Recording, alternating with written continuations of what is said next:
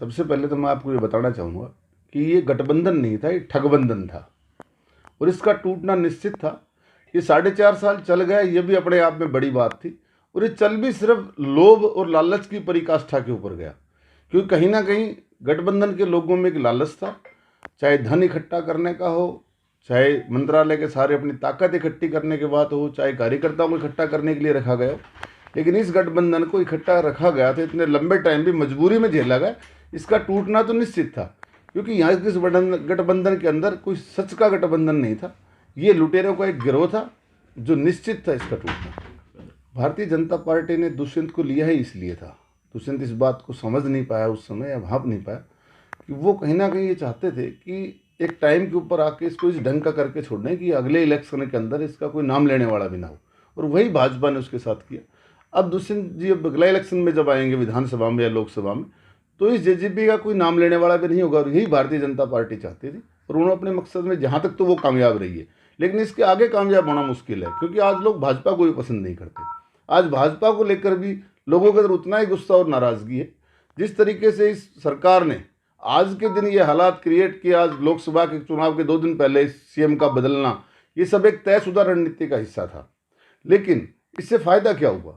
इन्होंने जब बदलना था, चीफ मिनिस्टर के चेहरे तो बदल गए, लेकिन मंत्रालय तो आज भी उन्हीं लोगों के पास है। कैबिनेट की अगर बात की जाए तो कैबिनेट के अंदर वही लोग बैठे हैं जो पहले कैबिनेट में थे, और ख़ास तौर से वो चेहरे बैठे हैं जिनके ऊपर बार बार दाग लगे हुए थे, आवाज़ उठती रही थी घोटालों की, जिनके ऊपर घोटालों को लेकर जनता में या मीडिया के थ्रू हर रोज़ कहीं ना कहीं उनके घोटाले सामने आए, जिनके ऊपर बड़े बड़े आरोप लगे, जब वही मिनिस्टर कैबिनेट में रहने थे, तो फिर इसका मतलब उस कैबिनेट के अंदर मुख्यमंत्री को बदला गया या डिप्टी सीएम को तो निकालना, चलो उनकी मजबूरी भी थी, उनकी ज़रूरत भी थी, लेकिन मुख्यमंत्री बदला गया।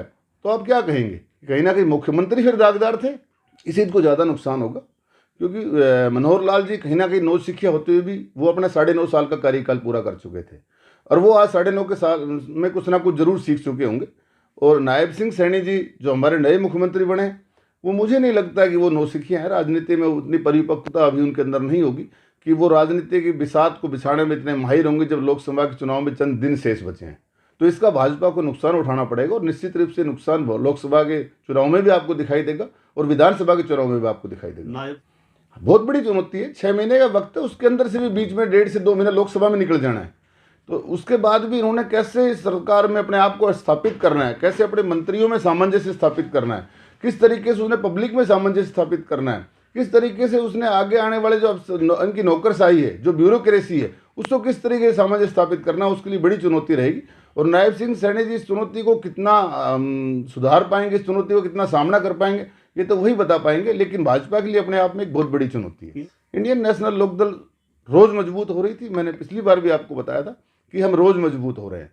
हमने निरंतर बढ़त हासिल की है, पिछले विधानसभा के चुनाव के बाद से हम रोज़ बढ़े हैं, और निरंतर इंडियन नेशनल लोकदल के साथ इस प्रदेश का आमजन जुड़ रहा है। इस प्रदेश के आमजन का विश्वास चौधरी अभय सिंह चौटाला के प्रति बढ़ रहा है। चौधरी अभय सिंह चौटाला को आए दिन आप लोगों ने देखा किस तरीके से विपक्ष का नेता होते हुए वो रोज़ लोगों विधानसभा के अंदर बरसते हैं। माननीय चौधरी भूपेंद्र सिंह जी हुड्डा विपक्ष के नेता हैं, लेकिन उनको कभी भाजपा के सामने सेशन के अंदर बोलते हुए नहीं देखा गया। विधानसभा सेशन में अगर किसी की आवाज़ उठाते हैं, अगर आमजन की आवाज़ उठाते हैं, कोई बड़ी आवाज़ उठाते हैं, किसी गिरोह की आवाज़ उठाते हैं, किसी घोटाले की आवाज़ उठाते हैं, तो सिर्फ चौधरी अभय सिंह चौटाला जी उठाते हैं। निश्चित रूप से इंडियन नेशनल लोकदल को फायदा मिलेगा। जेजेपी का जो कार्यकर्ता किसी ना किसी वजह से उनके साथ राज की वजह से चिपका हुआ था, जिसको ये लगता था कि आज दुष्यंत जी उप मुख्यमंत्री हैं और हम राज का हिस्सा हैं, हमारे कोई छोटे मोटे काम 4.5 साल में नहीं हुए तो आने वाले 6 महीने में हो जाएंगे, तो वो कहीं ना कहीं उनसे चिपके हुए थे इस वजह से कि हमारा कुछ काम हो जाएगा।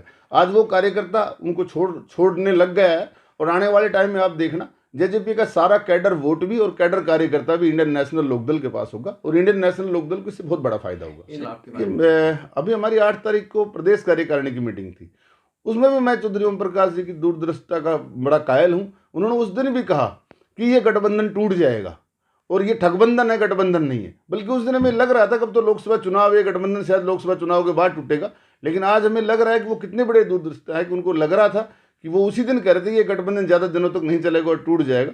तो वो उनका शराब की जहाँ तक बात है, ये तो मैं नहीं कहूँगा उनका एक खून के रिश्ते हैं, लेकिन कहीं ना कहीं उन्होंने अपने दादा के साथ जो धोखा किया था उसका परिणाम तुम्हें भुगतना पड़ेगा। क्या हो सकता है जेजेपी और इनेलो दोनों एक होकर चुनाव लड़े? ये वैसे तो हाईकमान का फैसला, पर आज की परिस्थितियों में नहीं लगता कि जेजेपी और इन लोग कभी एक होकर चुनाव लड़ेगी।